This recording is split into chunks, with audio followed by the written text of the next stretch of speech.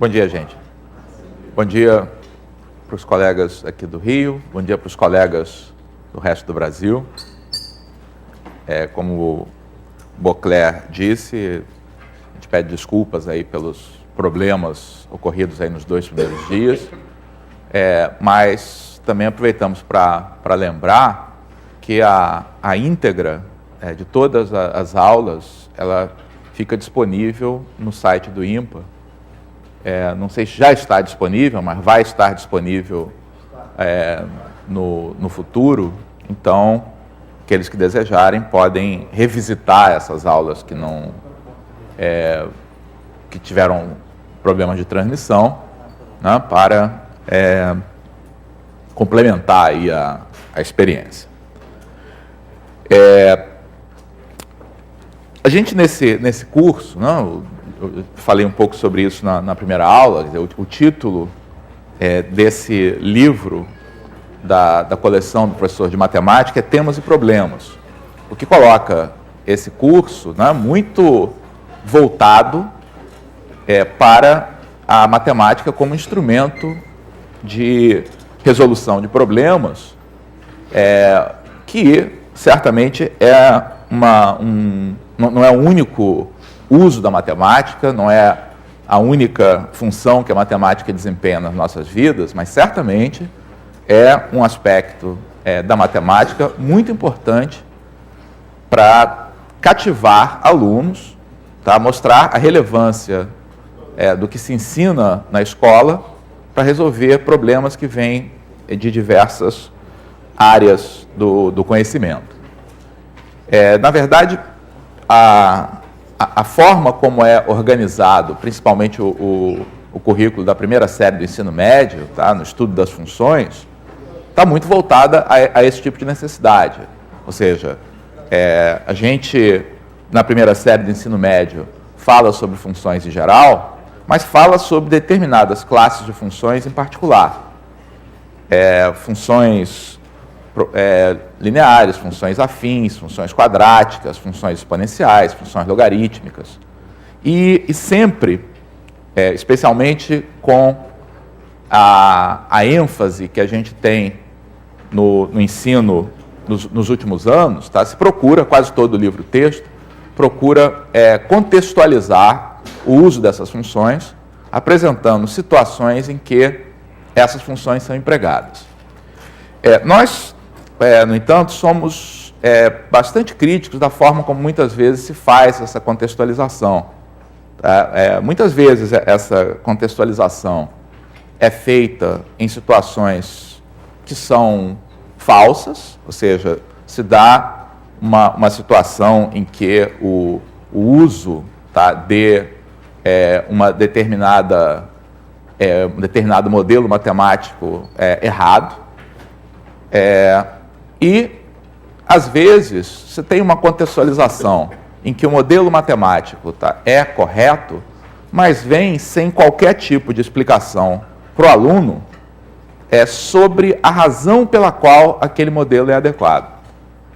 Tá? Então, por exemplo, muitas vezes você tem nos livros problemas sobre funções exponenciais, tá, que dizem que a população de bactérias numa certa cultura cresce segundo, e vem lá uma determinada função, que é o produto de uma constante para uma função exponencial. E aí você resolve os problemas. A pergunta mas tudo bem, mas será que esse é um bom modelo para descrever esse tipo de crescimento? Por que exponencial? Por que não quadrático? Por que não outra coisa qualquer? Tá? Então, nas aulas anteriores, vocês já tiveram, relativamente à função linear, a função afim e a função quadrática, né, uma caracterização dessas funções que ajuda a gente utilizar essas funções para modelar situações reais. Tá? E hoje a gente vai fazer o mesmo com relação às funções exponenciais. E eu vou começar, então, até para contrastar o uso da função exponencial com outras funções que a gente já utilizou, falar a respeito de dois problemas que estão relacionados, pelo menos relacionados aí no contexto, tá? Para ver se vocês sabem selecionar a ferramenta correta para modelar esse problema. Tá? Então, essas duas situações vão ser relativas a uma piscina. Então, digamos que vocês tenham em casa, tá, uma piscina, é o caso de vários de vocês, não é isso? É uma piscina em casa, com dimensões, digamos, não é uma piscina, tá? Mas é uma piscina. Uma piscina com essas dimensões, 2 metros de profundidade, tá? 10 metros de comprimento, 5 metros de largura. Isso aqui era para ser, não era para ser chanfrado, não, tá? Isso aqui eu desenhei mal, devia ter tido o Wagner, naturalmente, para fazer isso. Pior emenda que soneira. Tá, então uma piscina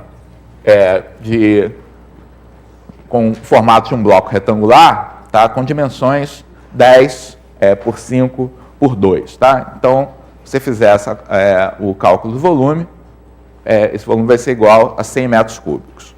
Tá? Eu vou formular dois problemas a respeito dessa situação. Primeiro, tá, é o problema relacionado a encher essa piscina. Tá? Então, digamos que eu pego essa piscina, tá, e coloque água nessa piscina que está inicialmente vazia, tá? Eu abro a torneira, tá, e começo a encher. Tá? Aí, 1 hora depois, então, o primeiro problema se refere ao enchimento aqui da piscina.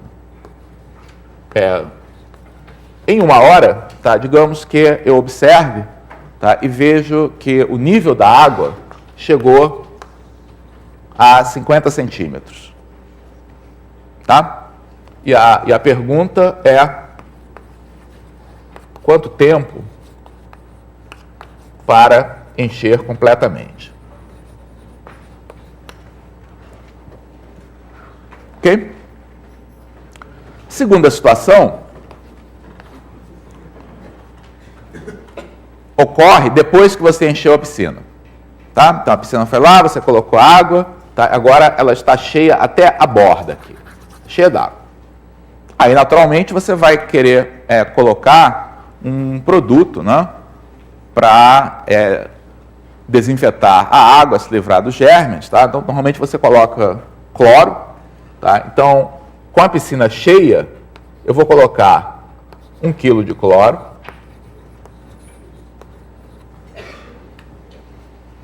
Tá? E vou manter a água um pouco aberta, tá? Não completamente, como estava antes, mas um pouquinho, tá? Para ver circulação da água aqui dentro. Talvez eu não esteja muito imbuído assim de um sentimento ecológico, né? Porque eu estou desperdiçando um pouco de água, tá, aqui nesse problema. Tá? Eu vou manter essa água um pouco aberta. Tá? E aí o que vai acontecer? Esse cloro que está dissolvido aqui na piscina vai começar a ser eliminado junto com a água que sai. Tá? Imagine que, como normalmente ocorre na piscina, tem aqui um dispositivo, né, um ladrão, que impede que o nível da piscina ultrapasse esses 2 metros. Eu não quero inundar o meu jardim. Né? Então, se chegar e ficar acima desse nível, essa água em excesso que está entrando, tá, é eliminada. E junto com a água que é eliminada, vai um pouco de cloro. Tá? Aí, eu faço uma medição 1 hora depois. Tá? Por quê? Porque eu sei que, para minha piscina estar em boas condições de uso, tá, é necessário que a quantidade de cloro que eu tenho na piscina se mantenha num certo nível. Tá? Então, 1 hora depois, eu faço uma dosagem, quer dizer, pego um pouquinho aqui de água da piscina, tem lá um aparelho qualquer para fazer essa dosagem, descubro que desses 1.000 gramas de cloro, tá, desse quilo de cloro que eu coloquei na piscina, só resta 900 gramas. Tá? E vou querer saber, por exemplo, qual a quantidade 10 horas depois da colocação. Então, esse depois aqui se refere ao momento em que esse cloro foi colocado. Tá? Entendido as duas situações? Então, na primeira situação, eu tenho uma função crescente, né? Que vai me dizer qual é o nível de água na piscina, tá? Contado a partir do momento em que eu abri a torneira. Tá? No segundo caso, eu tenho uma função decrescente, que vai me dizer qual é a quantidade de cloro que resta na piscina, tá? Depois de passar um certo tempo da aplicação. Tá?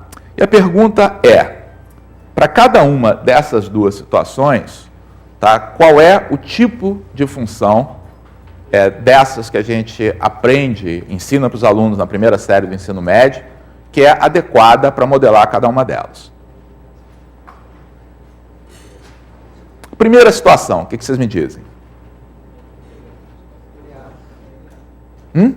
Que tipo de função? Então, aqui eu tenho uma função que vai para cada número real positivo, né? Então, para cada número real positivo, tá? Vai me dar um número real, tá? E que significa que para cada tempo t, tá? Vai me fornecer o nível da água, tá? No instante t. Tá? Que função é essa? Como é que seria o gráfico dessa função? Então, como essa minha piscina, tá, é uma piscina cuja seção reta é constante, tá? Isso aqui é um bloco retangular, o aumento do nível da água, tá, se dá proporcionalmente, tá, ao volume de água que entra.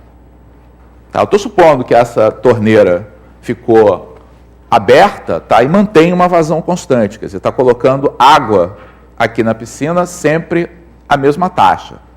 Tá? Então, em cada unidade de tempo, tá, entra na piscina a mesma quantidade de água, certo?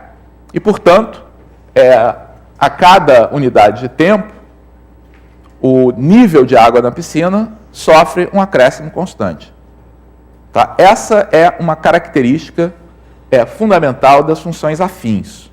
Tá? Uma função afim é caracterizada, conforme vocês viram na aula do Elon de segunda-feira, por essa propriedade. Tá? Em intervalos constantes, quer dizer, essa função que está aqui, ela satisfaz essa propriedade. Tá? Quando você calcula f de t mais h menos f de t, tá? Isso aqui depende só de h, não de t.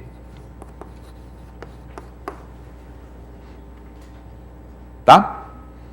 Esse fato que intuitivamente faz com que o gráfico dessa função seja uma reta, né? Ela segue a degraus. Cada vez que você caminha uma certa quantidade no eixo x, o acréscimo que você tem no eixo y é sempre o mesmo.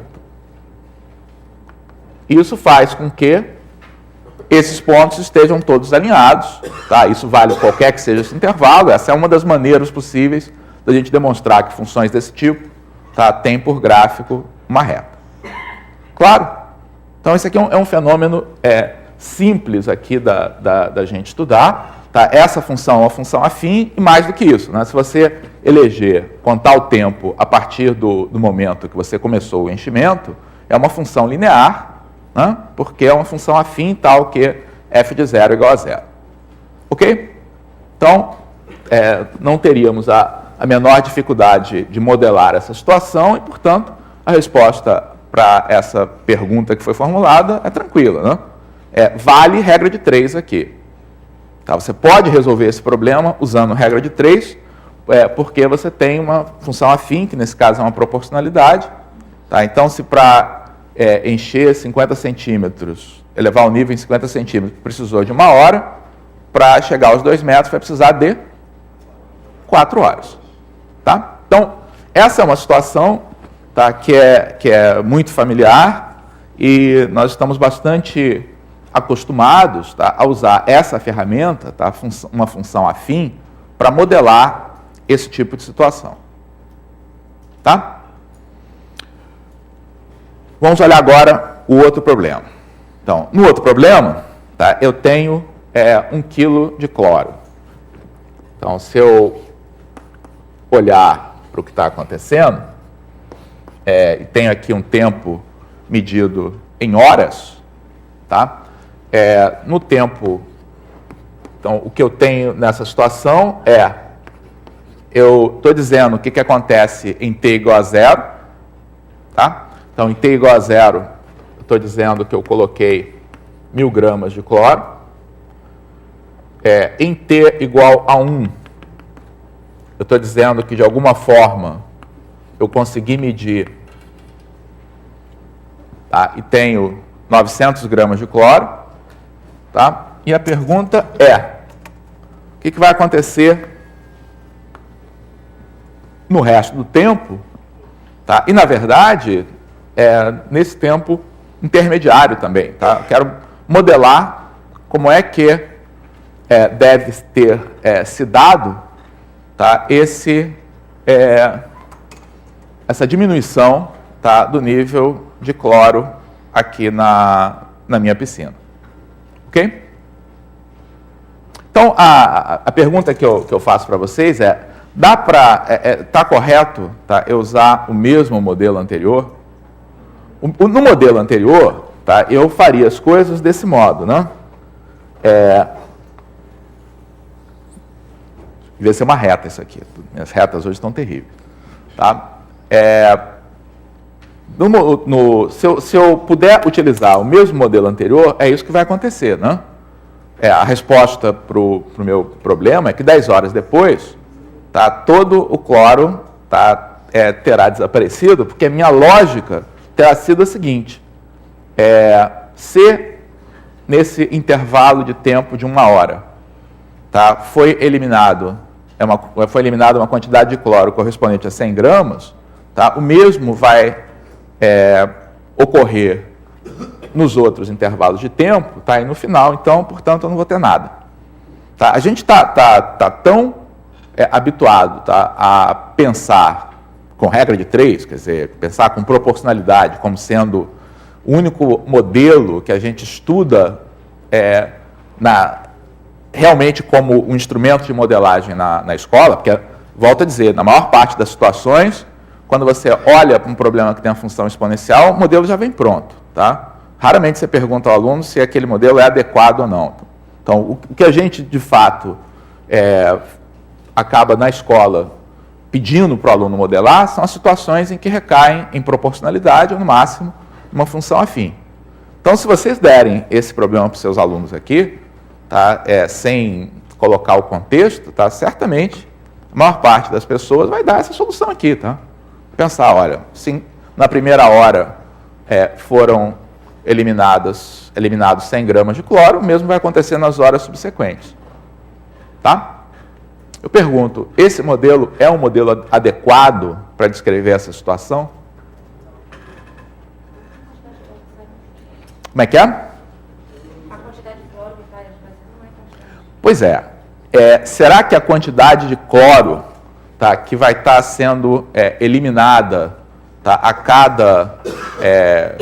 cada intervalo de tempo, tá, vai ser sempre a mesma? Isso é razoável que aconteça? 10% a cada hora. Calma, vamos. Ele já está fazendo aí uma conjectura, tá, de como deve ser o modelo. Por enquanto, tá, a única coisa que eu quero que todo mundo perceba, tá, é que esse modelo aqui não está bom. Tá? Esse modelo que está aqui, tá, não serve para a gente. Tá? Não serve porque a quantidade de cloro, tá, que vai ser eliminada num certo intervalo de tempo, tá, naturalmente, tá, ela é a função da concentração de cloro que esteja presente aqui na piscina. Tá? Fazer esse modelo significa o seguinte, que todo o cloro que você colocou fica aqui em fila, tá, esperando para ser eliminado. Né? Aí você coloca água, agora é minha vez, vou sair sempre. Não é isso que vai acontecer. Né? O cloro está espalhado, tá, em toda a massa aqui do líquido. Então, quando você tem muito cloro dissolvido, tá? Muito cloro vai ser eliminado pela unidade de tempo que você escolher. Tá? Mas quando o cloro fica mais diluído aqui na piscina, tá? No mesmo intervalo de tempo, vai sair uma água, tá? Com uma menor quantidade de cloro, tá? Naquela unidade de tempo. Quer dizer, a quantidade de água que é eliminada pela piscina, tá? A quantidade de solução, né, que é eliminada pela piscina é a mesma. Tá? Mas, cada vez, tá, essa solução cloro-água tem menor quantidade de cloro. Tá? Então, qualitativamente, tá, eu sei que esse modelo não é apropriado. Apenas qualitativamente, tá, já dá para saber que esse modelo certamente vai ser algo assim. Se na primeira hora foram eliminados 100 gramas, então na segunda hora, como eu tinha menos cloro na piscina, vai ser eliminado menos. Tá? Portanto, esse ponto aqui correspondente ao 200 não vai estar onde estaria na reta, mas vai estar um pouco acima. Ou seja, qualitativamente, eu sei que esse meu gráfico, tá, não é uma reta, tá, mas algo que vai se curvar dessa forma. Tá? Essa curvatura está exprimindo o fato de que a variação nos subsequentes intervalos de mesmo comprimento é cada vez menor. Tá? Então, qualitativamente, se eu tivesse, por exemplo, que trabalhar numa situação em que eu tivesse que escolher um gráfico para representar essa situação, tá, ele seria um gráfico desse tipo aqui. Tá? Nunca um gráfico desse tipo aqui, por exemplo. Ok? Então, pelo menos a gente sabe que essa ferramenta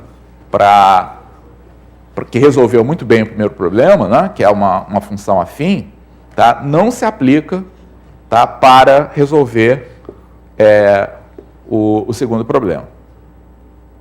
Tá? E aí, qual é a ferramenta adequada aqui para resolver esse problema? Então, num contexto da universidade, tá, você muitas vezes descreve um problema como esse através de uma equação diferencial. Tá? Mas a gente pode trabalhar com esse problema, tá, num nível mais elementar, tá, considerando essencialmente uma aproximação para esse fenômeno, tá, que olhando esse fenômeno do ponto de vista discreto, tá, e lembrando que esse discreto, tá, pode aproximar tão bem quanto a gente queira o fenômeno contínuo. Tá? Então, como é que que eu faço aqui para olhar para esse problema, para entender aqui como é que ele funciona, do ponto de vista discreto? Porque o que é difícil aqui? O que é difícil é que água está continuamente entrando, tá? E essa solução de água com cloro, tá, está continuamente saindo. Tá? Para eu entender o que se passa, tá, vamos fazer o seguinte, vamos desacoplar esses dois processos. Tá? Para entender o que se passa, tá, vamos supor que água, tá, é colocada aqui na piscina, tá, em quantidades, tá, que podem ser tão pequenas quanto você queira, pode ser uma gota, por exemplo. Tá? Então, você vai colocar uma certa quantidade de água aqui, tá? Ela vai se espalhar, só um instantinho, Wagner, aqui no volume. Tá? Cadê o microfone para o Wagner que quer fazer uma observação? Você vai colocar essa água, tá, aqui no volume, tá? Ela vai se espalhar e aí vai sair uma gotinha de água aqui também. Tá? Então, se a gente elege, tá, um intervalo de tempo bem pequeno, tá, em que essa quantidade, tá, que entra e que sai, tá, é arbitrariamente pequena, a gente vai ter, tá, uma aproximação arbitrariamente boa aqui do nosso modelo. Tá? Wagner quer falar alguma coisa? Só para deixar claro para todo mundo que o Paulo César está julgando que existe assim, um misturador instantâneo, que a cada quantidadezinha de água que entra na piscina, ela é instantaneamente misturada e a piscina está sempre, então, homogênea.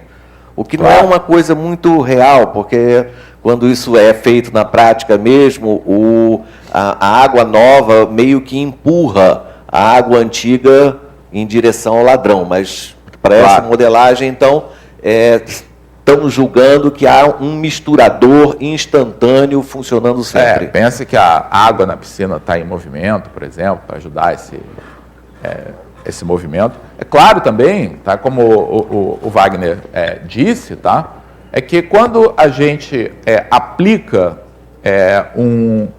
matemática para resolver um problema real, tá, você está fazendo o que se chama modelagem matemática, tá, e fazer modelagem matemática é, até certo ponto, uma arte, tá, de você selecionar aquelas coisas que você vai considerar no modelo, tá, e vai permitir com que você tenha um modelo realista, tá, e, ao mesmo tempo, não incluir, tá, certos fatos que ocorreriam, tá, na situação real, tá, que te podem impedir de ter uma solução aqui para o problema. Então, certamente, o Wagner falou que o que a gente está fazendo, a hipótese é correspondente a você fazer o seguinte: coloca uma gotinha aqui, dá uma boa mexida, aí sai uma gotinha do lado de lá. Tá? Esse é o processo que a gente vai estar utilizando para modelar. Porque o pó vai estar cada vez mais diluído. Claro, claro. Ele vai estar cada vez mais diluído de qualquer maneira, tá? Mas ou seja, que a gente vai ter qualitativamente, tá, algo desse tipo é indubitável. Tá? Então, essa análise qualitativa que a gente fez até agora, tá, ela vale ainda que essa mistura não fosse perfeita. Agora, para encontrar uma lei quantitativa para isso, a gente precisa fazer a hipótese que o Wagner disse, tá, de que tudo que entra na piscina é instantaneamente misturado ao conteúdo. Tá? Então, deixa eu mostrar uma ilustração aqui para vocês, aqui mostra mais ou menos aí o que vai acontecer. Então, o processo que a gente está modelando é esse, né? Você tem a piscina com uma certa quantidade aí de cloro dissolvido, tá? O que entra lá é água pura. Então, no primeiro momento, tá, vai estar saindo uma água com cloro com uma alta dosagem. Tá? Se você tirar um retrato desse processo, tá, algum tempo depois, essa água que entra se mistura, tá, ao que estava presente, tá, o cloro fica mais diluído, tá, e aí vai sair uma quantidade menor de cloro dissolvido. Tá? E assim por diante. Quer dizer, cada vez mais essa quantidade de cloro que vai saindo por unidade de tempo, tá, é menor. Tá? Agora vamos tentar transformar isso aí numa coisa mais quantitativa, tá? E vamos examinar o que acontece num intervalo, tá, que vai de T até T mais delta T, onde esse delta T a gente pode tomar arbitrariamente pequeno. Né? Quanto menor o delta T, melhor esse ponto de vista discreto vai aproximar o contínuo. Então, no instante T, tá, eu tenho a piscina que tem um volume de líquido V, tá, que é a capacidade da piscina, no caso aqui 100 metros cúbicos, tá, e tenho uma certa quantidade de cloro. Tá? Aí eu estou modelando o meu processo como coloquei uma quantidade de água, uma gota que seja. Tá?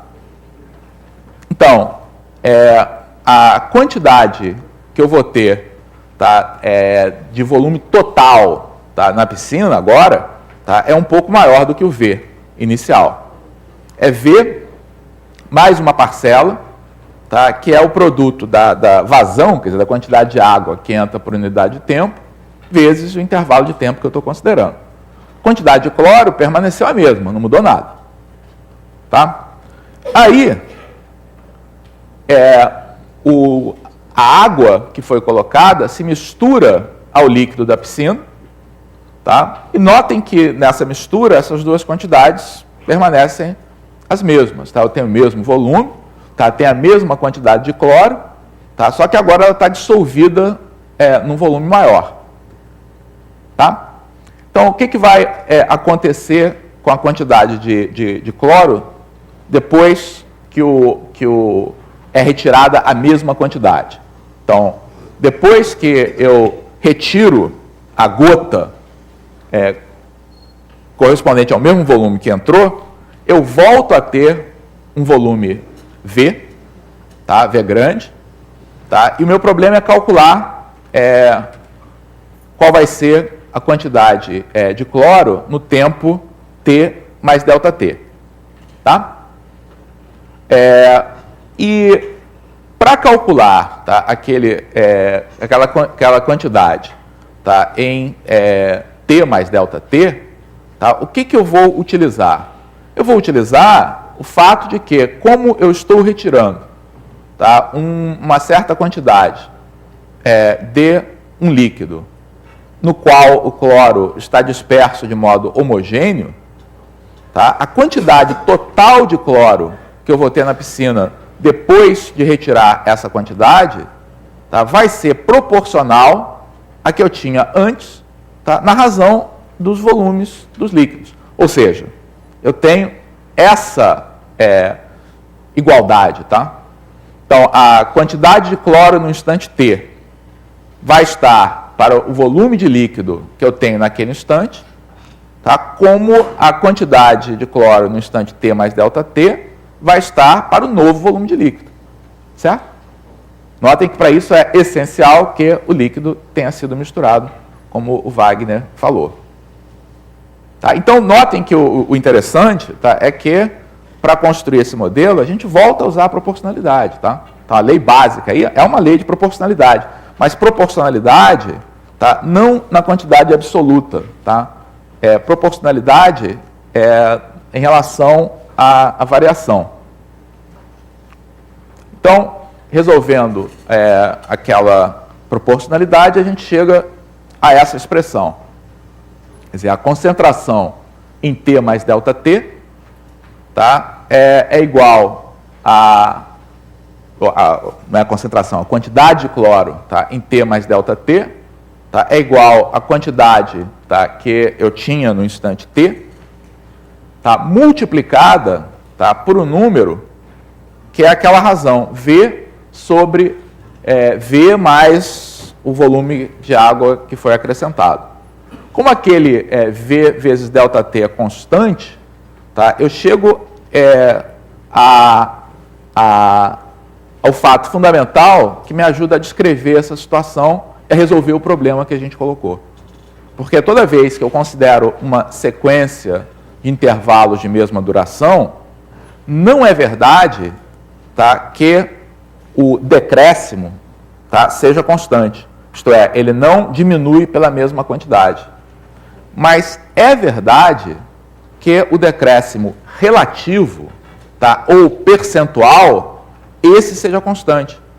Porque em cada um desses intervalos de comprimento ΔT, tá, o volume é multiplicado sempre por aquele valor que fica constante enquanto eu mantenho o ΔT constante. Tá? Então, qual é o modelo que descreve, tá, essa situação? Em intervalos de tempo de mesma duração, tá, a quantidade de cloro, no lugar de ser subtraída ou somada da mesma constante, ela é multiplicada pela mesma constante, tá, que depende de ΔT, mas não depende de T. Tá? Bom, deixa eu voltar aqui ao quadro. Para a gente, então, resolver, tá, o problema da forma como ele foi formulado. Tá? Então,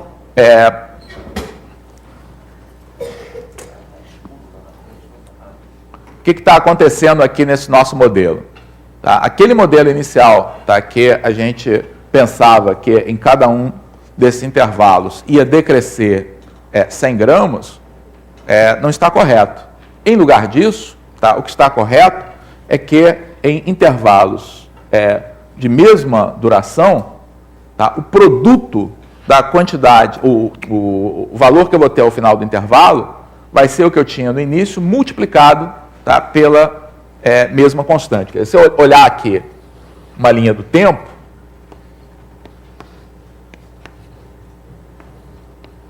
do instante 0, tá, para o instante 1, o que aconteceu? Mudou de 1.000 para 900. Tá? Qual é a informação relevante que vem disso? Que diminuiu 100? Não. Qual é a informação relevante? Que foi multiplicada por 0,9, ou que é a mesma coisa que reduziu 10%. Tá? E isso vai acontecer em cada um desses intervalos. Ok? Então, se eu quiser saber qual é a quantidade de cloro, tá, que eu vou ter depois de 10 horas, conforme o problema estava formulando, tá, qual vai ser essa quantidade? Então, o que vai ser o nosso C de 10? Nosso C de 10, tá, é igual ao C de 0, que é 1.000 aqui nesse problema, multiplicado pelo fator 0,9, tomado quantas vezes?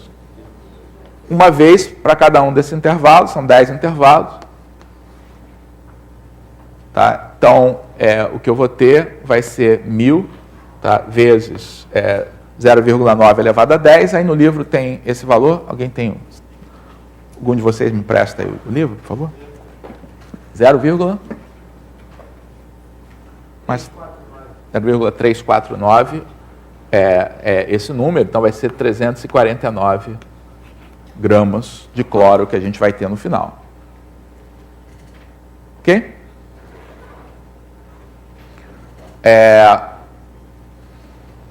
Você vai dizer, não, mas tudo bem. Mas nessa situação anterior, se você perguntasse qual é a quantidade de cloro, tá, que tinha... aqui fica fácil se você tiver um múltiplo de 1 hora. Tá? Mas na situação anterior, não precisava ser múltiplo de 1 hora. Tá? Se eu perguntasse que nível estava com meia hora depois de ter sido ligado a torneira, a gente não teria o menor problema, tá, de responder que seria 25 centímetros.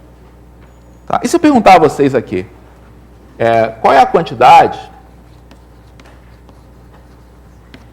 meia hora depois do início do processo? Quer dizer, qual é a quantidade aqui? Dá para calcular? Como? Como é que a gente calcula essa quantidade aqui? Qual é a lógica, tá, para calcular essa quantidade? Então, quero saber o seguinte. Quero saber qual é o valor correspondente a esse ponto meio. Como é que eu faço para calcular? Usando só o que a gente já descobriu sobre o processo. Por que elevado ao meio? Porque o que eu entendi, tá, é que em intervalos de mesmo comprimento vai ser multiplicado, tá, sempre pela mesma constante. Aí vocês estão, já que quando eu calculo para 10, eu tive que elevar 0,9 a 10, tá, eu tenho a esperança de que quando for meio, eu tenho que elevar 0,9 a meio, tá? Mas por quê? Então, uma maneira de você pensar é o seguinte: eu não sei qual vai ser o fator multiplicativo, tá, correspondente a meia hora. Mas sei que em cada meia hora, esse fator vai ser o mesmo. Tá? E sei também que em 1 hora, o fator é 0,9. Então, qual vai ser, tá, tá, esse fator F aqui, pelo qual a quantidade de cloro vai ser multiplicada. F vezes F é igual a 0,9. Tá? Portanto, F é a raiz quadrada de 0,9. Tá? Que é o que a gente normalmente, nós estamos habituados, tá, a representar por 0,9 elevado a meio. Tá? E é claro que se eu quisesse calcular isso aqui, então, num tempo t qualquer, t racional por enquanto, eu poderia usar o mesmo processo, né? Então, se eu tenho que calcular num tempo t, que seja da forma m sobre n. Tá? O que eu faço? Eu calculo para t igual a 1 sobre n. Como? É uma coisa que eu fiz aqui, né? N vezes, tá, para essa variação tem que ser correspondente à variação no intervalo igual a 1. Tá? Depois eu faço isso m vezes. Ou seja, na verdade, esse tipo de argumento permite, tá, a gente completamente descrever esse problema, tá, dizendo que a quantidade de cloro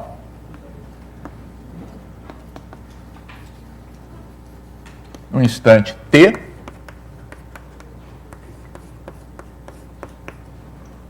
vai ser dada por C de t igual a 1000 vezes 0,9 elevado a t. Tá? E a gente está bem convencido, tá, que isso aqui vale, pelo menos para t racional. Né? Para t real, sobrar tempo, a gente fala um pouquinho aqui sobre o que acontece quando você tem que considerar tempos que não são números racionais. Tá? Mas o meu ponto, tá, é que esse tipo de função que está aqui, tá, é um tipo de função que é extremamente comum nas aplicações. Tá? É o que a gente está acostumado a chamar de uma função exponencial, tá? Só que com um fator multiplicativo. Tá? Então, estou falando de funções da forma b vezes a elevado a t. Tá? Que são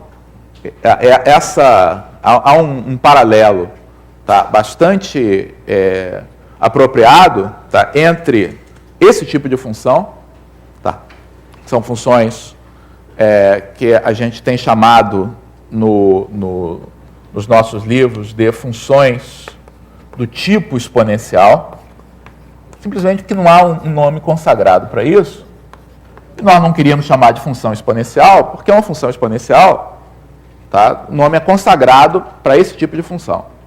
Tá? Então, são funções obtidas de uma função exponencial, tá? Pela multiplicação por uma constante, que é essencial nas situações de modelagem. Tá? O que essas funções... Então, é interessante, tá, a gente comparar, tá, esses dois modelos, que são os principais modelos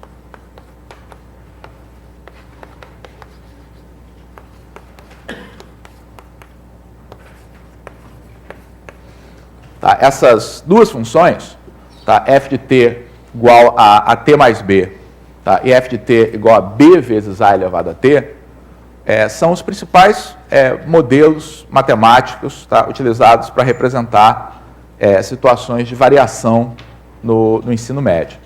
Tá? E tem muitas coisas em comum.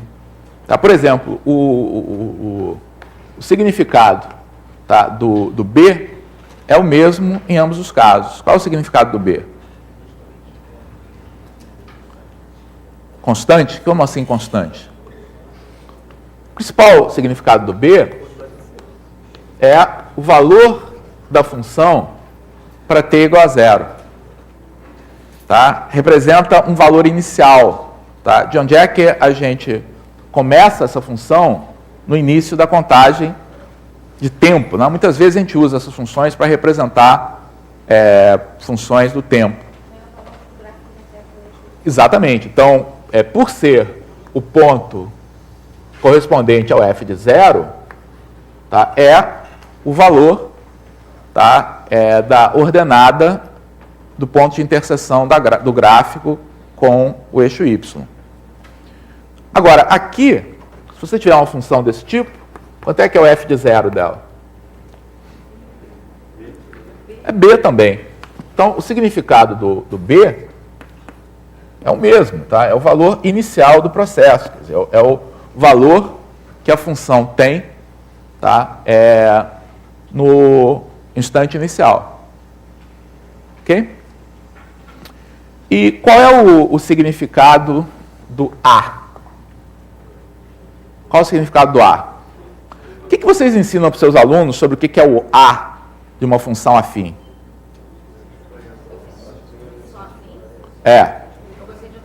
O que é o A? Coeficiente angular. Isso é um nome... Tá? Taxa de variação, tá? Não tem problema chamar de coeficiente angular, tá? Mas é importante não ficar focando de que esse A, por exemplo, é a tangente do ângulo, tá? Isso nem faz muito sentido, porque na maior parte das situações de modelagem, tá? É diferente da situação da geometria analítica, em que você está resolvendo problemas geométricos, tá? Quando você usa uma função para modelar uma determinada situação, em geral, as grandezas que você está representando aqui em cada eixo são de natureza diferente. Então, raramente você usa a mesma escala. Tá?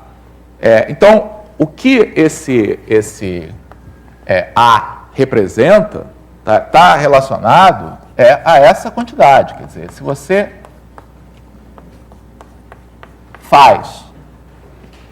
calcula o incremento, tá, que essa função tem, tá, num intervalo de duração h, então f de t mais h menos f de t, tá? Então o que vai ser aqui? F de t mais h é at mais ah mais b. Então quando você faz a diferença, tá, vai ficar simplesmente a vezes h.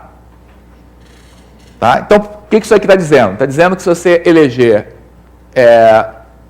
incrementos de tempo, tá, de mesma duração, o incremento no valor da função é o mesmo. Tá? Isso faz com que o gráfico seja uma reta. Tá? Já que...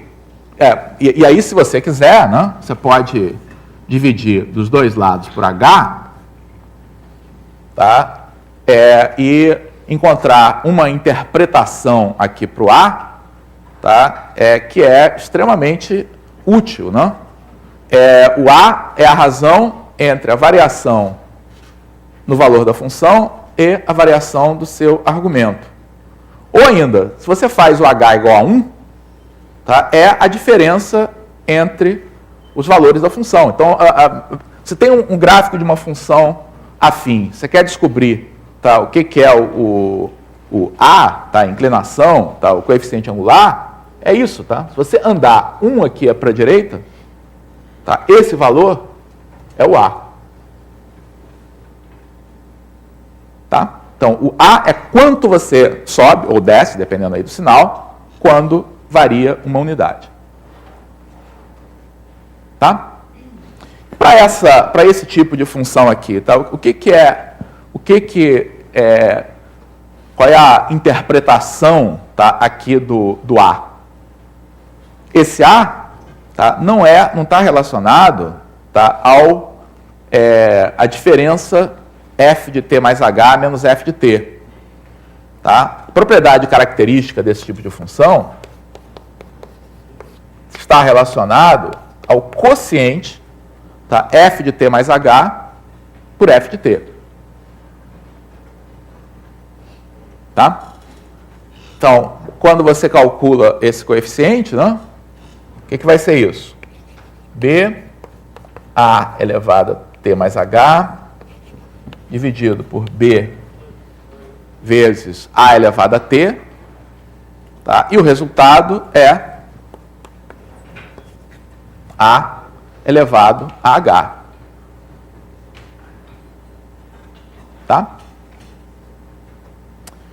Em particular, quando você tem H igual a 1, essa razão é exatamente igual ao A.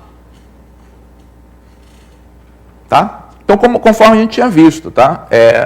Se você considera incrementos unitários, tá? O A representa por quanto a função é multiplicada, tá, em cada um desses incrementos. É claro que esse A pode ser maior do que 1.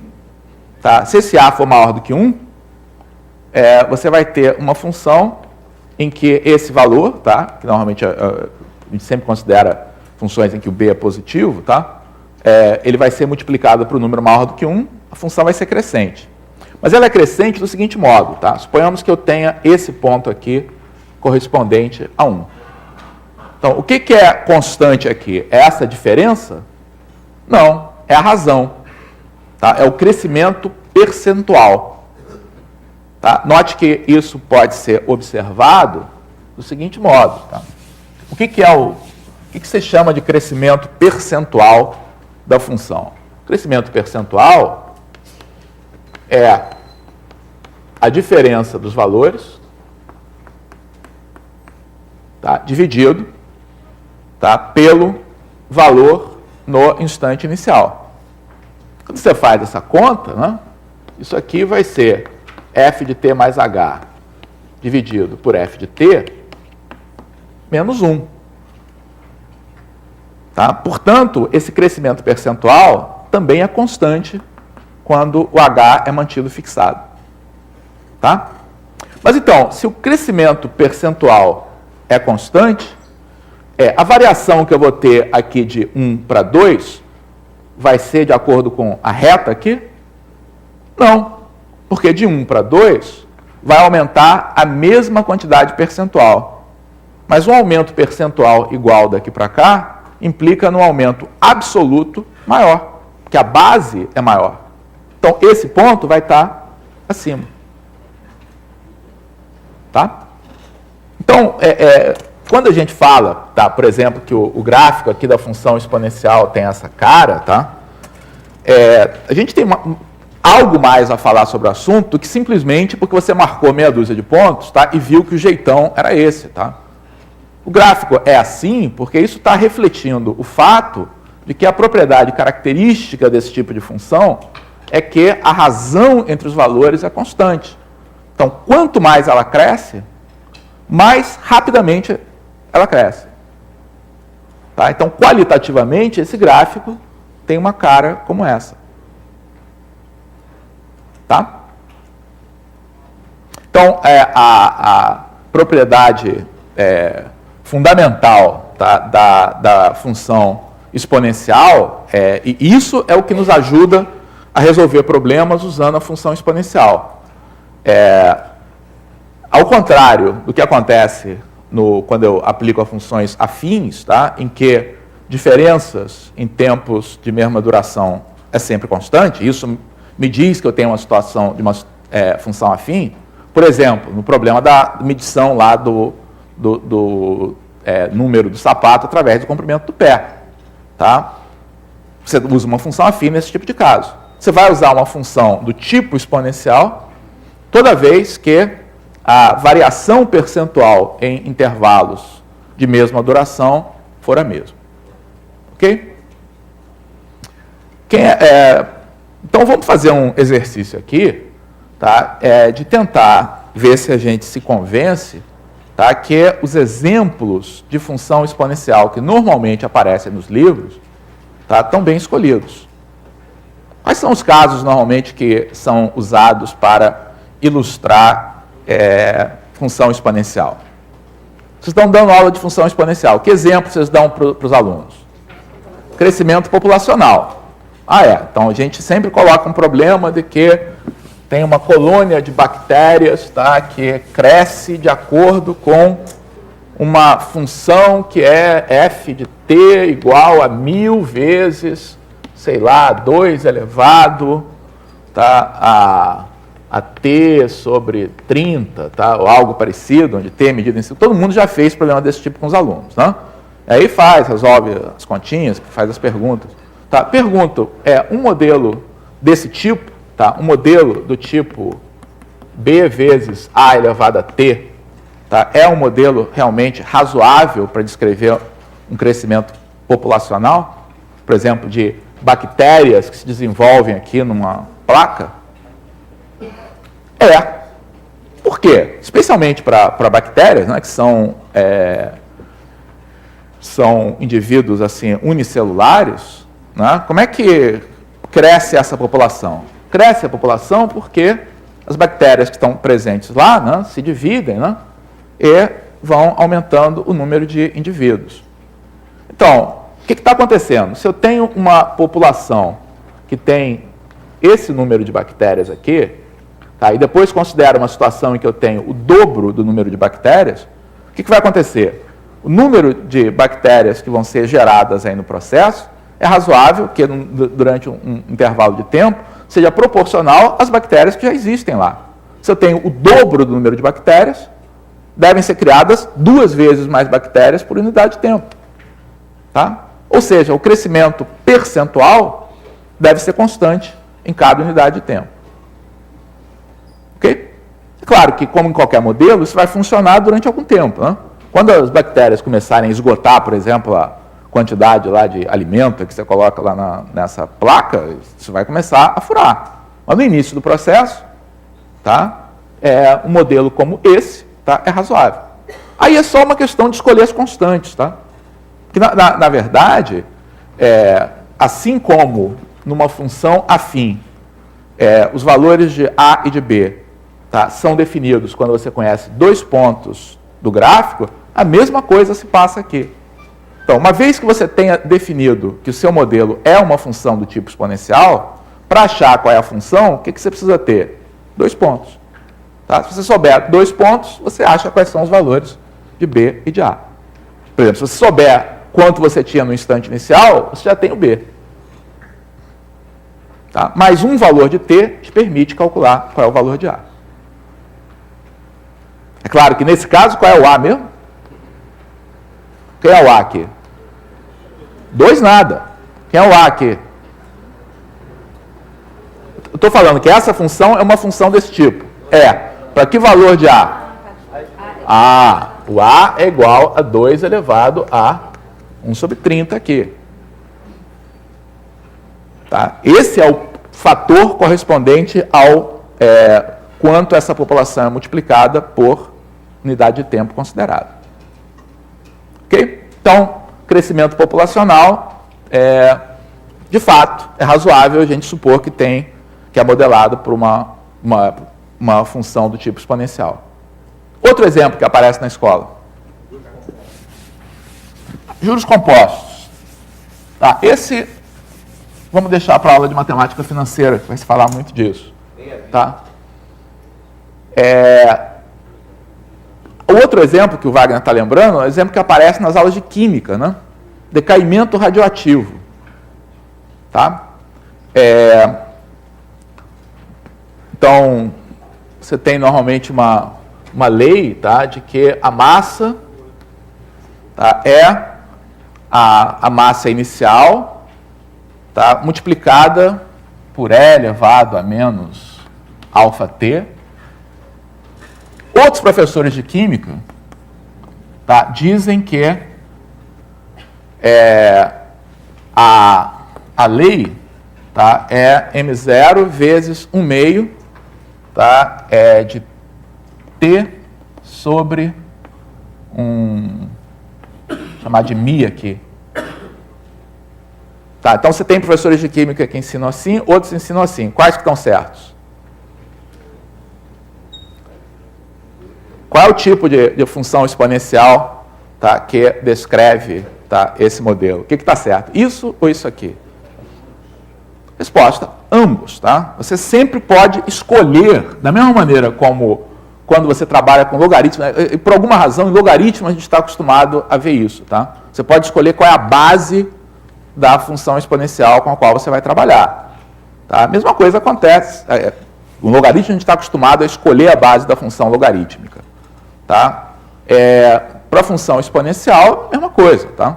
Você tem uma função escrita desse modo, ela pode ser escrita, tá, desse modo aqui também. Tá? Em ambos os casos, a gente está diante da função do tipo exponencial. A questão é, esse é realmente um modelo razoável, tá, para decaimento radioativo? A gente tem que entender o fenômeno. Tá? O que é o fenômeno do decaimento radioativo? Você tem uma massa aqui de material, tá? Nesse material estão presentes alguns átomos, né? Que têm, normalmente, nêutrons, tá? Adicionais. Tá? E, então, quando esses átomos são instáveis, né, e tendem a emitir partículas para chegar no seu estado estável, que não tem, tá, esses nêutrons adicionais. Tá? Então, o decaimento radioativo se dá porque esses átomos resolvem fazer isso, tá, de acordo com uma certa, até lei probabilística ao longo do tempo. Tá? Então, como é que se dá, tá, o decrescimento de uma certa amostra radioativa? É razoável supor que em cada unidade de tempo sejam sempre desprendidas o mesmo número de partículas? Não. Mesma situação da piscina. Tá? À medida em que essa amostra, tá, vai soltando, fazendo a sua desintegração radioativa, tá, menos átomos nessa amostra passam a ser anormais, tá? Passam a ser candidatos a emitir. Então, na verdade, o número de emissões que você tem por unidade de tempo, que é o que causa aí a desintegração, tá, é proporcional à quantidade, tá, de material radioativo que você tem nessa amostra.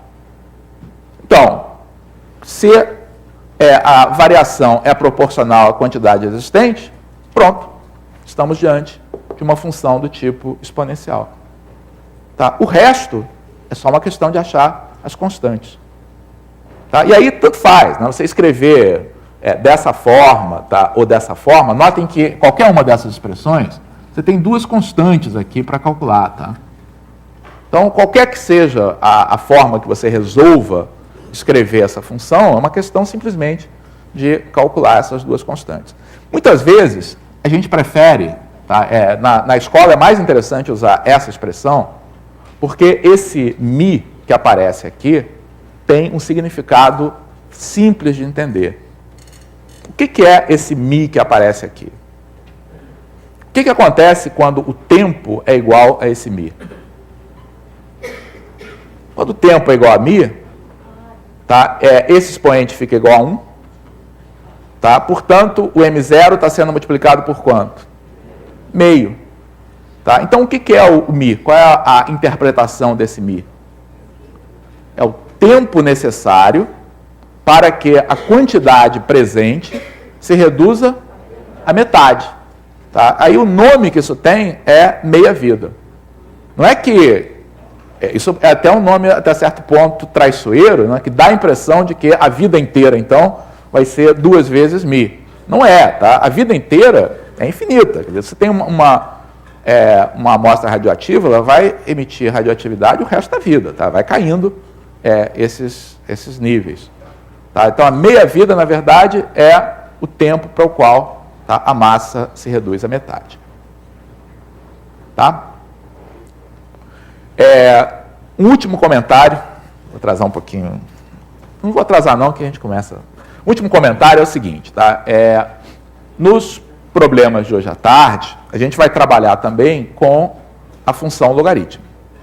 Tá? A função logaritmo, ela no contexto atual aí da escola, a principal importância aí da função logarítmica é, de fato, como a inversa da função exponencial. Não foi sempre assim.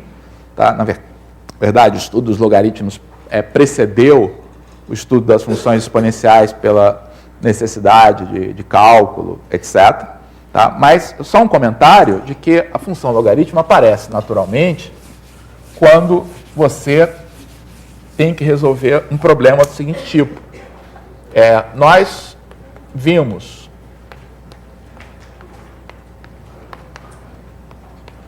que a nossa lei de variação lá da quantidade de cloro é essa que está aqui. Então, quando você tem que responder a uma pergunta do tipo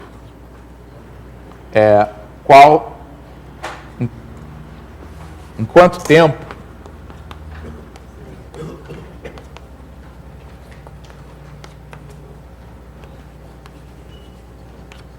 a quantidade de cloro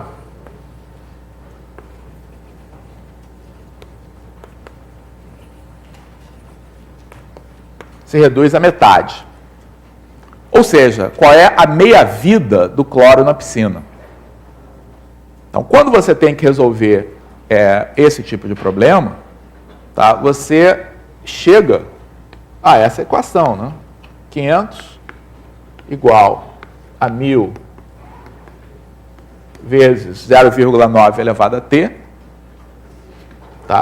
e, portanto, 0,9 elevado a t igual a 0,5.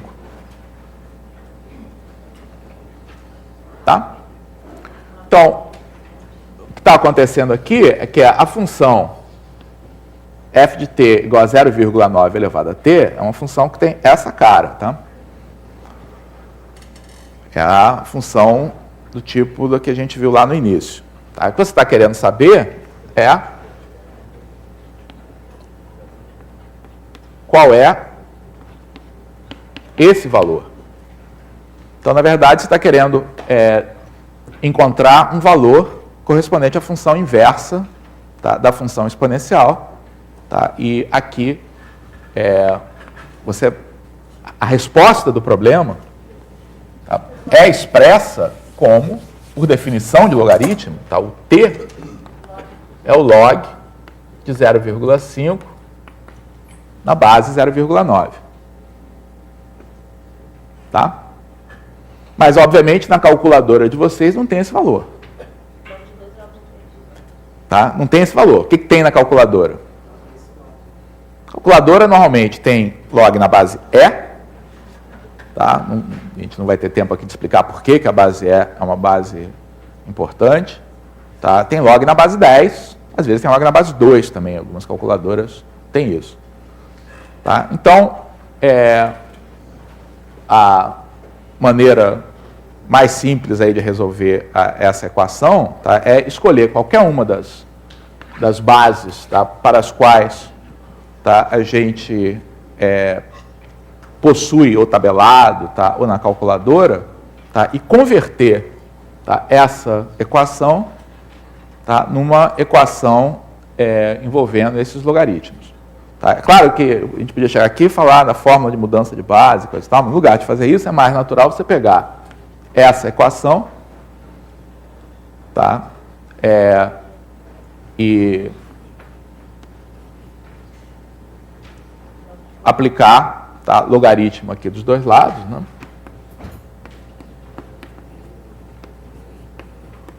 De que log eu estou falando aqui? Não importa, o que me permite fazer isso é o fato de que uma função exponencial, definida sempre como uma base ou maior do que 1, ou compreendida entre 0 e 1, é uma função sempre crescente ou decrescente. Isso faz com que ela tenha uma inversa, que também é sempre crescente ou decrescente. Então, dois números são iguais se e somente se os seus logaritmos são iguais, numa base qualquer que você escolher. E a partir daí, fica fácil a gente converter essa equação usando as propriedades aí dos logaritmos, que obviamente são consequência das propriedades da função exponencial.